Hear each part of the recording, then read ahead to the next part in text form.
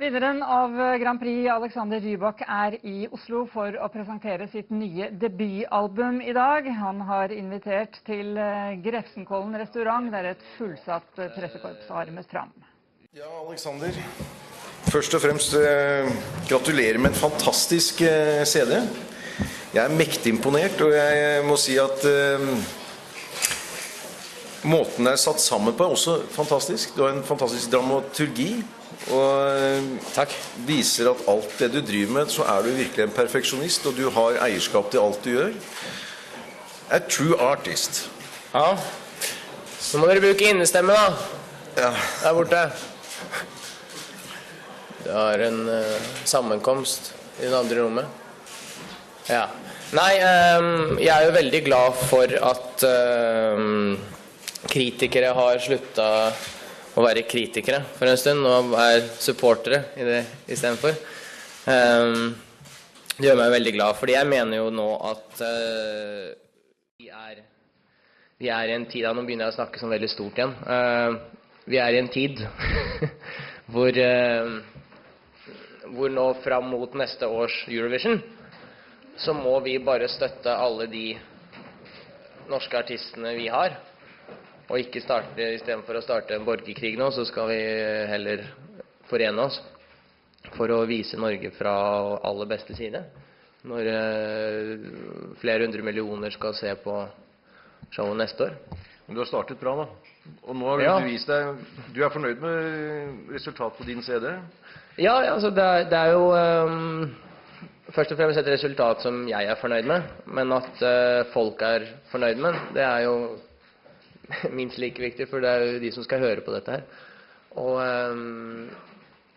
jeg kan liksom ikke en musical åpning da, eller konsertstart, det kan alltid man kan alltid forbedre det i løpet av månedene, men CD-en blir sånn som den Den blir stående.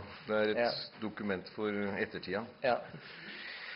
Sånn sett så har du holdt på med den en stund. Altså Alexander har jo vært på Barrat Due i mange, mange år, og alltid vært en person som ønsker mye, og ikke minst formidling har vært veldig viktig for deg. Og jeg synes det var veldig flott å lese det du har skrevet en hilsen til din mor og far, og takke for de øvetimene han har måttet legge inn i sin barndom, mot sin vilje til tider. Men resultatet av, sånn som jeg ser deg, og jeg tror alle ser deg, at du har hatt en fantastisk skolering egentlig, i det fundamentet du har fått i den klassiske musikken. Nå det sånn at hvis du skal bli en kjempegod fiolinist, som Alexander i dag, så forskning sier at du skal ha akkumulert 7500 øvetimer til 18-årsalder. Og det har altså frem til 18-årsalderen, mener du da? Faktisk Alexander gjort. Og det gjør at kvaliteten på det du leverer, kanskje også i dette segmentet annerledes enn det man vant til. Så eierskapet til musikken, jeg veldig imponert over faktisk fiolintonen din gjennom CD-en. For den virkelig fortellende og syngende. Så jeg vet ikke hvordan du ser Nei, jeg prøver å tenke, og sånn det jo flere artister som tenker, at man bryr seg ikke om sjanger. Man finner på en melodi, og så ser man hvordan akkompagnement som best for den melodien. Og så legger man teksten etter det. Eller tekstene mine jo ikke så varierte, da. Jeg har et veldig begrenset vokabular i engelsk. Så det blir jo veldig, men det blir veldig enkelt. Altså jeg skriver jo for kidsa. Så sånn sett passer jo CD-en også veldig godt. Det aldri noe kompleks med det. Og derfor tenker jeg liksom ikke om jeg skal bruke sånn vibrato da, som det heter, eller om jeg skal spille litt sånn folketoneaktig, eller bare lange strøk, jeg bryr meg ikke om å ha liksom en rød tråd. Det viktigere å Men sånn har det vel alltid vært, egentlig? Ja, det viktigere å ha hver eneste sang, at man gir hver eneste sang den respekten den fortjener, liksom. Men det, ja, du gir jo innhold i dine sanger av hva du Så den klassiske siden av det, den skinner jo også veldig godt igjennom i platen. Ja, på mange måter, egentlig. Det jo På Barrattue så har vi jo tradisjon for å forberede ting veldig, veldig, veldig godt før vi gir ut resultatet. Det er jo sånn som jeg sa i stad, at vi øver jo med et orkester, og så leier man inn den mest kjente dirigenten i Skandinavia, og så øver man i 2-3 uker hardt hver eneste dag for å spille i Grefsen kirke, liksom, på en kveld. Ja, litt overdrivet. Det er ikke så tungnemme. Men det er nok riktig. Den perfeksjonismen var derfor jeg tok opp det med de 7500 øvetimene, fordi at du tar med deg en bagasje av musikalsk perfeksjonisme over i denne popverden som er annerledes.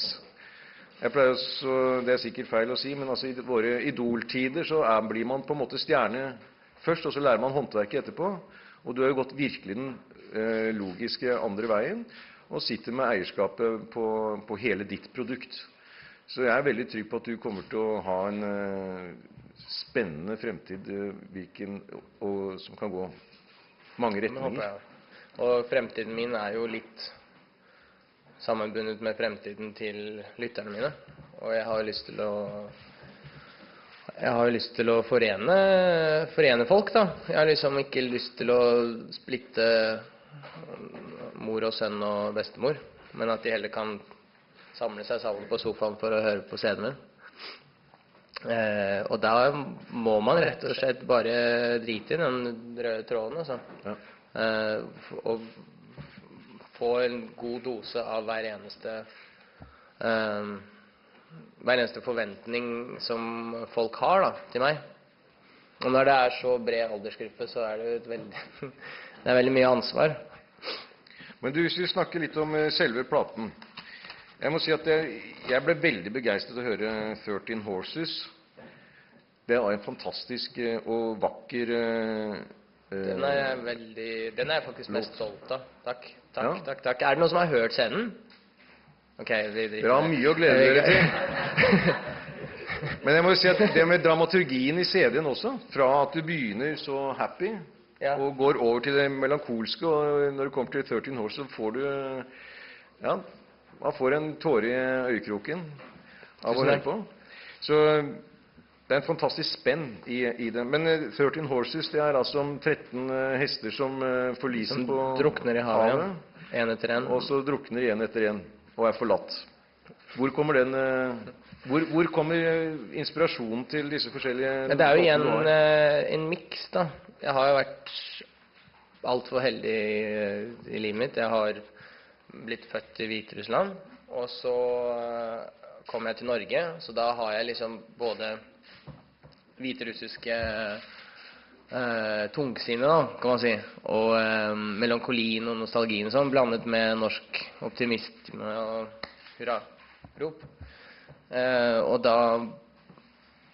Og da vil jeg prøve å benytte den der at moll og dur, er vi kjent med det begrepet? Ja. I Norge så går jo nesten alle sangene i dur. Selv om det er en trist sang, så går det veldig ofte i dur, fordi man skal aldri glemme at livet ellers er egentlig ganske fint. Kunne ha vært veldig fint. Ja, mens russiske sanger er utelukkende i moll-tonart. Det er fordi, altså selv om det handler om hvor forelsket man er i kona si, så er alt egentlig veldig, veldig trist. Så jeg prøver å liksom mikse alt det der. Og 13 Horses er jo den største blandingen av alt, egentlig. Det ender bra, men så ender det ikke bra likevel. Nei, men dere må høre den. Men altså, Fairytale, den har vi hørt. De fleste har vel hørt Fairytale. Den er jo også på CD-en. Ja, er det noe mer å snakke om den nå, tror jeg? Bakgrunnen kjenner vi jo. Det som jeg synes er morsomt, at folk har ennå ikke oppdaget, hva den egentlige inspirasjonssiden er til Fairytale. Det var ikke Ingrid allikevel. Nei, jo, men så har man jo faktisk folkekarakter i norsk eventyrhistorie. Hun heter... Noen forslag? Hånd opp. Ingen? Huldra. Takk. Se her. Hun heter Huldra, og hva gjør hun? Jo, hun lokker til seg unge menn, og så for så å forbanne dem til evig tid. Ja. Så det er faktisk det som sangen handler om. Du er litt forbanna på jenter, egentlig. Det er jo veldig mye jenter her, da. Kiss and Tell, kan du si litt om Kiss and Tell? Ja, det er jo en kompis av meg da, som har skrevet mesteparten av teksten. Og jeg synes at jeg absolutt måtte skrive om det, for det er et sånt fenomen man har i England, Kiss and Tell Girls, som kysser fotballstjerner for så å si det til media. Ja. Så jeg snakker om hvordan mamma advarte meg om at hvis jeg blir heartbroken en gang, så skal jeg bare holde for meg selv. Og det har jeg absolutt ikke gjort. Så da har jeg gått på en smell der da, og selvfølgelig skal jeg synge om det også. Men du har jo tatt opp et par norske veldig gode låtskriver som også er med her. Jeg tenker litt på Henning Sommero. Ja. Og har du hatt kontakt med han om dette? Ja. Han ble jo meget nervøs med en gang jeg sa at jeg skulle lage en versjon av hans låt. Og han sa at men det var greit så lenge jeg bare sendte en mail til han med den sangen på da. Ja. Det har du gjort, eller? Hadde jo strengt tatt ikke noe valg. Ja, jeg sendte den. Og han er jo heldigvis fornøyd. Da er jeg fornøyd. Og det viktigste var jo at anmelderne var fornøyde. Fordi det er jo norsk skatt, på en måte. Ja. Det er jo men det er flott at du trekker det frem. Ja, men det er igjen, i den sammenhengen. Jeg vant jo ikke Norske Talenter. Jeg vant Eurovision, som er i hele Europa, og da må jeg også gi ut noe som er europeisk da, og nå får jeg jo sjansen til å vise norsk kultur til Europa, og litt russisk kultur også. Ja. Jeg har også oversatt en russisk sang, som jeg har kalt Abandoned, og det er i hvert fall det der russiske tungsinnet, man kan høre det.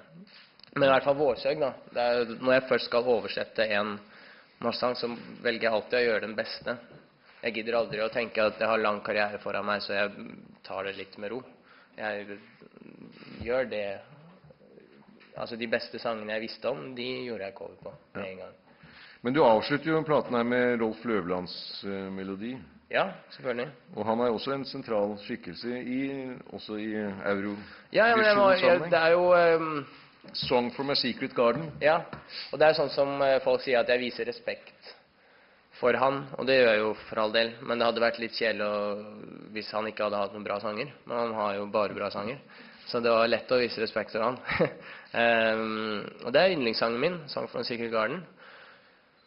Dessuten så har jeg jo, som sagt, respekt for han. Han har jo vunnet Eurovision 2 ganger for Norge, tenkte jeg det. Det er 2 ganger mer enn meg, det. Ikke 2 ganger mer enn deg. 1 gang mer enn deg. 1 gang mer. Ja, dobbelt. Jo. Ja, men ikke 2 ganger mer.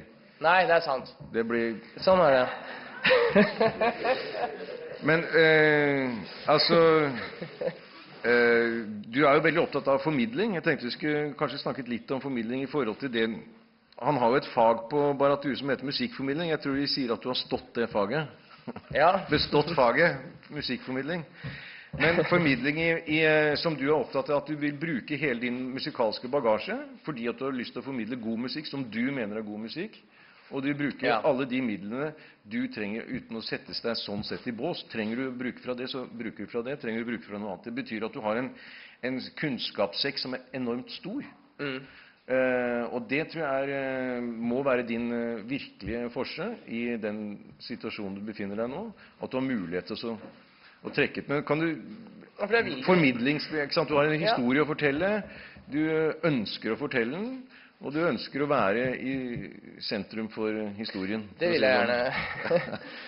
Men altså, igjen, altså, mer enn noe så ønsker jeg at folk skal Altså musikere skal bare komme sammen, I stedet for å krangle på tross av sjangere. Og jeg synes det feil utgangspunkt å begynne med et ønske om å fremme en sjanger. Fordi da det feil utgangspunkt, fordi da begynner man å tenke, ok, nå har jeg de rette musikerne, nå har jeg det riktige studio, for det var akkurat I det studioet de spilte I en forrige countryplata, liksom. og så tenker man, ok, nå trenger man bare en melodi. Og det der det ofte stopper, da. Så jeg veldig fornøyd med at jeg alltid begynner med melodien, og så egentlig jeg driter I sjangeren. Jeg bare tenker hva som best for den. Og så når jeg ferdig med å spille inn en låt, da, først da tenker jeg, oi, det ble en jazzsang, liksom. Eller det ble en folkesang. Så det, akkurat som med Fairytale, det begynte aldri med et ønske om å vinne Eurovision. Det begynte med en tur på fjellet, hvor jeg bare tok fram fela og bare begynte å spille på en melodi. Og da ble det selvfølgelig inspirert av norsk natur. Og også der, ja. Det hver gang jeg åpner øynene at dere tar bilder. Det nå det sånn, ja. Men hva jeg skulle si? Jo, og så begynte det med en tekst, og så kom hele ideen med danserne, og jeg fikk virkelig en drøm, da, om å vise alt dette der eventyret til folk. Og så tenkte jeg, men hvorfor skal jeg gjøre det? Og ikke minst, hvor? Og da tenkte jeg, ok, Eurovision, det jo perfekt. Eller Grand Prix, da, I første omgang.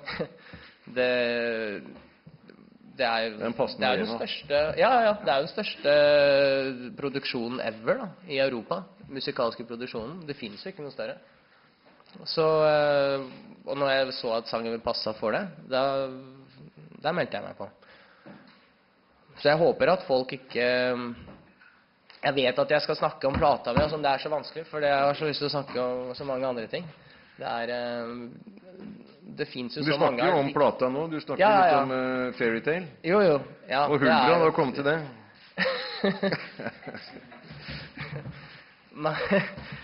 Men jeg har igjen også lyst til å... Men jeg altså, bare skyte inn litt med det når du snakker om formidling, for at du sier at tingene, altså melodiene og platene blir til på veien, da. Du begynner med noe, og så vet ikke helt hvor det går før det kommer etter hvert. Men du har samtidig et ønske med musikkformidling. Det det jeg mente. Om du spiller klassisk eller pop eller hva du gjør, så har du et litt større perspektiv på det. At du ønsker å nå et stort publikum I den forstand at alle skal kunne ha glede av å lytte til det du gjør. Og det ser vi også når du formidler. Du jo fantastisk med barn. Alexander har gjort masse flotte ting med barneorkester og sånt på Ratue, de aller yngste. Og nettopp det å formidle musikk og gleden av musikk, din glede av musikk, og gleden av å formidle dem med barn, eller om du spiller for gamle eller unge. Så du har på en måte en visjon på at musikk viktig, rett og slett. For å være ærlig så komponerte jeg for barn, fordi jeg visste at der var det ikke så veldig store krav. så jeg tenkte at det var egentlig bare dit jeg strakk til først, for jeg ville aldri satse stort før jeg visste at jeg var flink.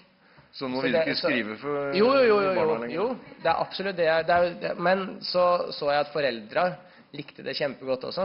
De ble kjempefornøyde med de orkesterarrangementene. Og da skjønte jeg hvor kort vei det var mellom forskjellige ønsker I aldersgruppene. Og det da jeg våkna til og skjønte at det her man knakk liksom en kode der. Så hvis det funker faktisk, nå har jeg skjønt at barna det jo de verste kritikerne. Egentlig det noe. Ja. De ærlige. Så hvis barna kjeder seg, da skjønner jeg at jeg skal I hvert fall ikke vise det til de voksne liksom. Nei, hvordan blir det? Det var feil. Jo, nei, det kan være riktig det. Det går helt bra. Men du kan ikke si noe om dine... Jo, formidling, ja. Jo, du har sagt masse. Vi kan forlate emnet formidling. Jo, men jeg kan bare si en ting til da. Det var jo sånn at når jeg øvde, så kom jo alltid mamma og kjefta på meg, for det er jo ikke sånn Beethoven skal spilles, der reglene sier sånn og sånn og sånn.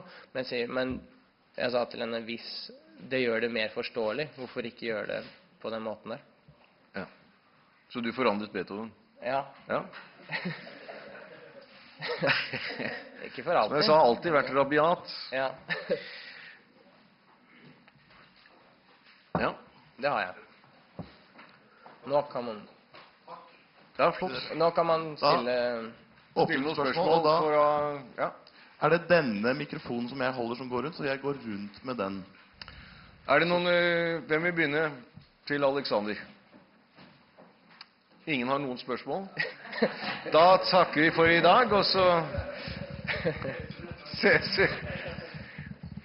Du må unnskylde meg, Alexander. Jeg kommer med et spørsmål som ikke går på platen, men du har jo reist litt nå. Og Ja.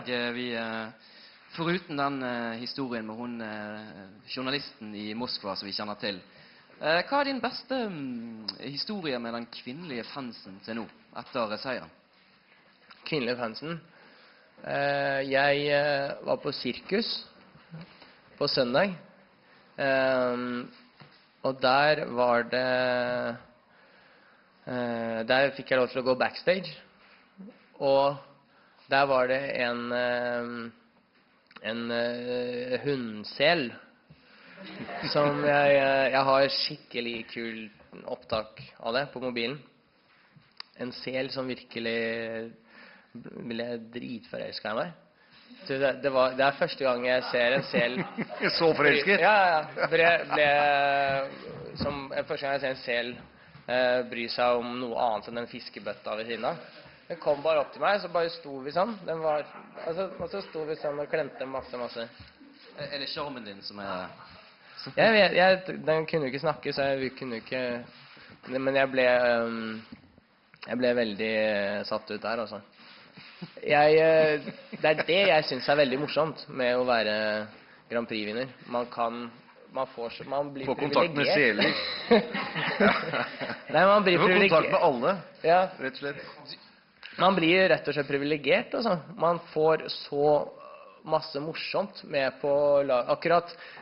Folk spurte hvordan var det, og har du noen gang kunnet tenke deg hvordan det var å være vinner på scenen av Eurovision?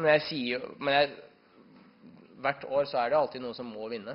Ja. Og man ser jo alltid, man vet jo hvordan det er å vinne. Man ser jo alltid de folka med pokalen, og så kommer det sånn glitter over. Akkurat det var ikke så overraskende for meg. Men alt det som skjedde etterpå, at jeg får lov til å være på toppen. Jeg var jo i Tyskland nå, så jeg er på toppen av bygningen til Die Welt, den avisen. Ja. Og det er sånn helt top security. Det er som en Hollywood-film. Å komme opp der, mener du? Å være der? Ja, og være også i selve pressesenteret. Det var sånn skikkelig, sånn ordentlig alvorlige, integrerte folk, da. Sånn som deg. Det var, og de var kjempealvorlige. Altså, de sa, ok, i dag har vi besøk av Alexander Rybak. Han vant Eurovision, han sa det sånn kjemperolig, og så bare en applaus for han. Men i stedet for å applaudere, så gjorde de sånn her, alle sammen. Så det var sånn, som å være for meg var det som å være en sånn skikkelig, ordentlig, alvorlig Hollywood. Men går du da inn i filmen, eller er du deg selv da? Nei, jeg er meg selv. Det er det som er så bra. Jeg trenger ikke å... Jeg vet at jeg har gått vekk fra spørsmålet ditt nå, men... Der. Ja. Hei, Christian Myklestad, TV 2 Nyhetskanalen. Hei. Du er direkte på TV akkurat nå. Kult! Ikke sant? Da må jeg våkne opp, ja. Vi sender alt direkte, så det burde vært våken for en stund siden. Men jeg tenker på om denne plata kommer til å selge ganske godt, vil vi tro. Og vil nok bli en gjenganger på ulike bilturer med familier rundt i Europa. Takk. Tar du Det er noe akkurat det ansvar samme jeg for vrede fra foreldre som hører denne skiva på repeat om igjen gjennom sommeren?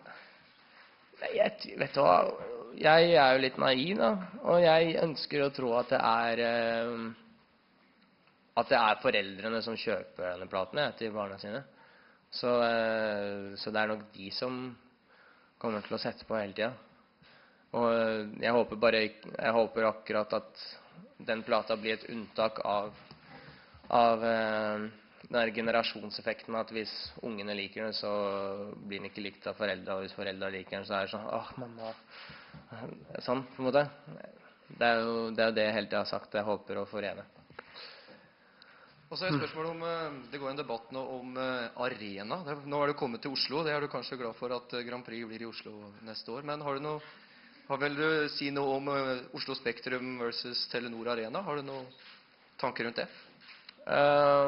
Jeg har resonert meg frem til at Fornebu Arena er større.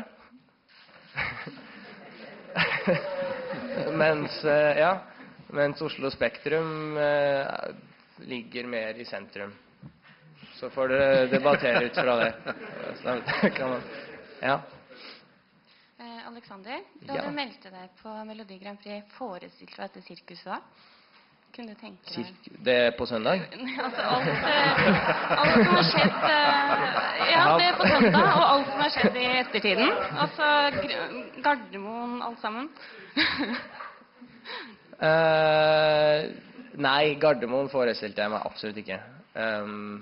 Å vinne Eurovision, ja, det forestilte jeg meg. Og det må også alle artister som melder seg på Grand Prix fra nå forestille seg. Hvis ikke så får vi ikke noe bra kvalitet på showet. Alle må regne med at de skal vinne.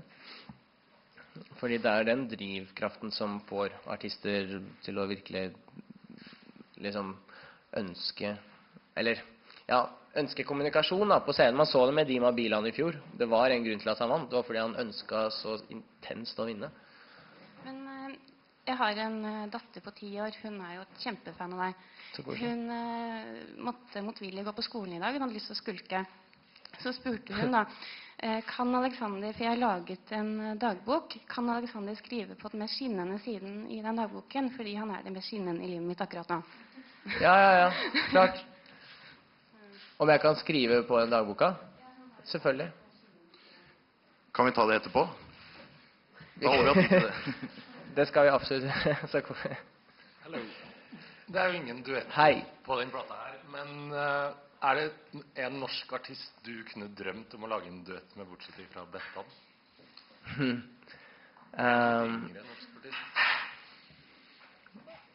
Er det veldig kjedelig å si at jeg ikke har tenkt på det nå?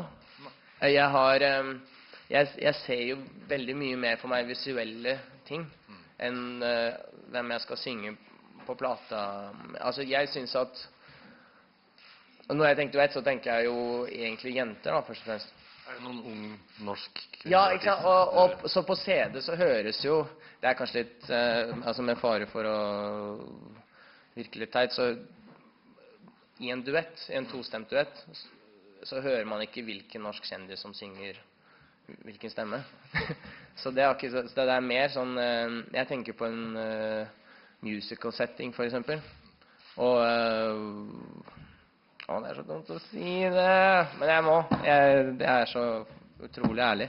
Så Heidi Ruud Ellingsen er desidert Norges beste kvinnelige artist, synes jeg. Og jeg håper å gjøre et eller annet med henne en gang. Føler du at midt i lanseringen av hun er ikke noe mystisk ny flamme. Jeg bare Men føler du nå midt i lanseringen av plata og etterkant av Eurovision og mye jobbing at du får tid til å inspireres til å lage ny musikk? Eller er det... Nei, jeg bestemmer meg hvilke... Altså selvfølgelig, hvis jeg får inspirasjon, så er det ikke noe... Da må jeg jo skrive ned. Sånn er det jo. Men jeg vet at nå skal jeg konsentrere meg om promo og konserter. Nå har jeg gitt, og så har det vært en periode hvor folk har gitt til meg ved å stemme på meg. Nå er det en periode hvor jeg skal gi igjen. Og så kommer det en periode hvor folk skal gi, kanskje ved at jeg igjen vandrer rundt på et eller annet sted i Norge, ikke sant? Banker på døra og sånn. Tror du kommer til å gjøre det i sommer? Dere vet jo Alexander gikk rundt og spilte og banket på, hadde ikke som sted å bo da, uten penger, og så banket han på dørene hos folk oppe i, var det i Valdres? Og så kunne han ligge over natten mot at han spilte litt. Jeg tror jeg hadde slått han i nå, hvis du hadde behov for det. Jeg har absolutt tenkt å fortsette tradisjonen også. Og det er sånn som folk spør meg at, men nå må det vel være en helt annen person. Nå er det vel takk og farvel til det folkelige livet. Og vi prøvde det den første dagen, der landet i Gardermoen. Så da måtte jeg selvfølgelig ha disse vaktene. Og det som er så morsomt er at folk tror at de vaktene er for meg. Men det er jo for alle rundt, for at barn ikke skal bli trampet ned og sånn. Det er det som er meningen med bodyguards. Jeg trenger jo ikke å beskyttes fra en 8-årig gutt. Det er jo 8-årig gutt som må beskyttes fra massen som er rundt oss. Dere har sånn enighet om når dere skal ta et bilde. Jeg har ennå den koden å knekke, altså. Og vi prøvde dagen etter å kjøre meg rundt i en bil hele tiden, med soltede vinduer og solbriller. Det var veldig proft av managementet mitt å prøve ut den, hva heter det, formelen liksom. Ja. Men alle vi skjønte fort at det var ikke for meg, jeg ble bare deprimert av det. Så neste dag så tok jeg bare Nesoddbåten egentlig, over til Oslo. Men det er mye morsommere, det er mye, og folk tror at jeg blir utslitt av det, men jeg blir mye mer utslitt av å sitte i en bil og høre på at manageren min avtaler nye konserter og sånn. Fordi jeg har ikke lyst til at alt skal være business hele tiden. Så jeg må jo møte folket, rett og slett. Ja. Trine Jonassen fra Dagbladet her. Hei. I går fikk du 6er i VG. I dag i Sveriges største avis Aftenbladet, så blir du kalt fiolin hobbit, og låtene dine høres ut som smurfehits. Hvordan føles det å få totalslakt i Aftenbladet? Selvfølgelig, man ser først på den eneren, og så tenker man at oi, hva har jeg gjort feil? Og så ser jeg at det står at det høres ut som smurfehits, og da skjønner jeg at det har blitt skrevet før de har hørt plata. Fordi smurfehits da høres man ut som man synger 2 oktaver høyere, og så er det sånn synt komp. Mens jeg har jo det som kommer lengst unna smurfehits. Jeg har jo skikkelig sånn sleske, gammeldagse ballader. Så jeg ble veldig lettet da jeg leste anmeldelsen. Ja. Ja. Nei, jeg tror det heller gjør det med han. Jeg tror det blir litt vanskelig for han å få lov til å anmelde en plate, kanskje. Men igjen så kjenner jeg jo ikke til denne verden her. Det er veldig rart. Det vil jo alltid være subjektivt, en kritikk vil være subjektiv, men det er også som artist så er det jo slik at du kan få 10 seksere, så hvis du da får en ener, så blir man opptatt av den eneren, og ikke de 10 sekserne. Men sånn må man jo bare... Så er jeg nødt til gode på 10 seksere, men jeg er så glad for å ha fått kjempebra kritikker fra alle norske aviser, så langt. Fordi, som sagt, et album, det kan man ikke gjøre noe med. Og det forblir for alltid. Da tror jeg vi setter en strek foreløpig på spørsmål. Så jeg og Simen, Alexander, jeg skal ikke stille spørsmål. Jeg skal spørre om du kan, om du vil kanskje spille litt til ære for de fremmøtte. Er alle enige i det, eller er det bare Simen som har lyst til å høre meg spille helt til? Sikkert bare meg. Og spill noe du kan. Ja. Og etterpå så Katrine Synnes Finskog reiser seg akkurat opp der. Hun svarer også på spørsmål. Så ta kontakt med henne. Og Bjørn Rokstad, er du her? Ja, han svarer også på noen spørsmål. Flott. Vær så god, Alexander. Godt jobba. Skal vi se. Jeg tenkte at plata mi, det kan dere høre i ro og fred, alene. Så kan jeg heller spille noe som som passer for dette landskapet her, og trodde jo at det skulle være litt mer utsikt, men det ikke det. Men nå har jeg i hvert fall bestemt meg for å spille. Så...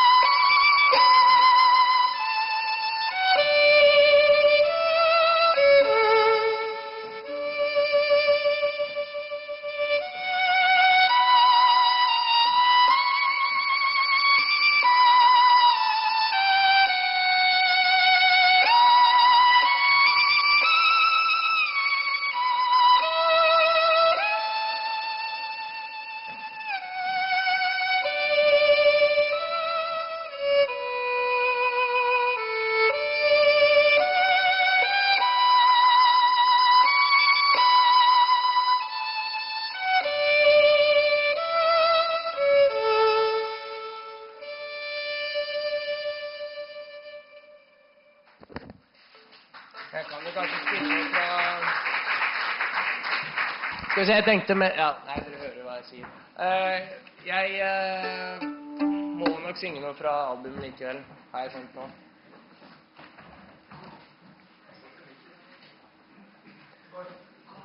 Da får jeg jo nesten... Åja!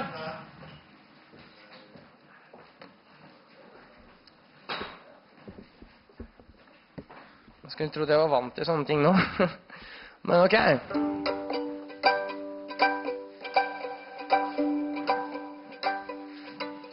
det noe som... Nei.